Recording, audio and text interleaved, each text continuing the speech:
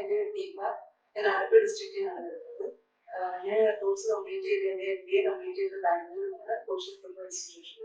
അവിടുന്ന് എനിക്ക് ജോബ് കിട്ടിയായിരുന്നു.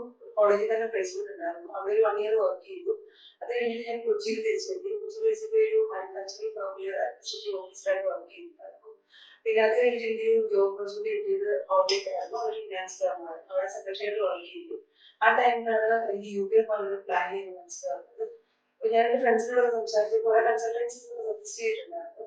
ഞാൻ കോൺടാക്റ്റും ചെയ്തിട്ടുണ്ടായിരുന്നു. പിന്നെ എൻ്റെ ഫ്രണ്ട് എബിനാണ് ഹോം കൺസൾട്ടൻസി വന്നത്.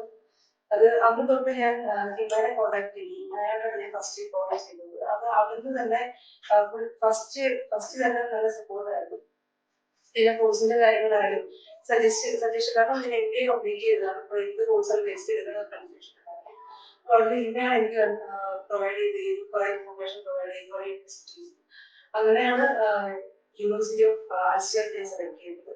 അവിടുന്ന് പിന്നെ കുറച്ച് ഇൻട്രോയുടെ കാര്യങ്ങളായാലും എല്ലാ രീതിയിലും എനിക്ക് ഒരുപാട് സപ്പോർട്ട് ചെയ്തിരിക്കുന്നു ഓപ്പൺ കൺസൾട്ടൻസി. പിന്നെ അത് കഴിഞ്ഞിട്ട് ആസ്റ്റർ യൂണിവേഴ്സിറ്റിയിലെ ഇന്റർനാഷണൽ സെലക്ട് ചെയ്തു. ബാക്കിയുള്ള എല്ലാ പ്രോസസ്സിലും കൺസൾട്ടൻസി സപ്പോർട്ട് ഉണ്ടായിരുന്നു. എല്ലാ രീതിയിലും ചെറിയൊരു ഡൗട്ട് പോലും അത് ക്ലിയർ ആയിട്ട് തരും. എനിക്ക് സജഷൻ സ്റ്റുഡൻസിനോട് എനിക്ക് പറയാനുള്ളത് ഓപ്പൺ കൺസൾട്ടൻസി ബെസ്റ്റ് കൺസൾട്ടൻസിയാണ്. നമുക്ക് എന്ത് കാര്യമാണ് ഓപ്പണായിട്ട് ചോദിച്ചാൽ എന്ത് ഡൗട്ട് ക്ലിയർ ചെയ്തത് നല്ല സപ്പോർട്ടാണ്. എപ്പോഴും ഞാൻ സജസ്റ്റ് ചെയ്യുന്ന ഓപ്പൺ കൺസൾട്ടൻസിയാണ് ബെറ്റർ ആണ്. മറ്റുള്ള കൺസൾട്ടൻസിയിൽ ഞാൻ കോൺടാക്ട് ചെയ്തിട്ടുണ്ടായിരുന്നു.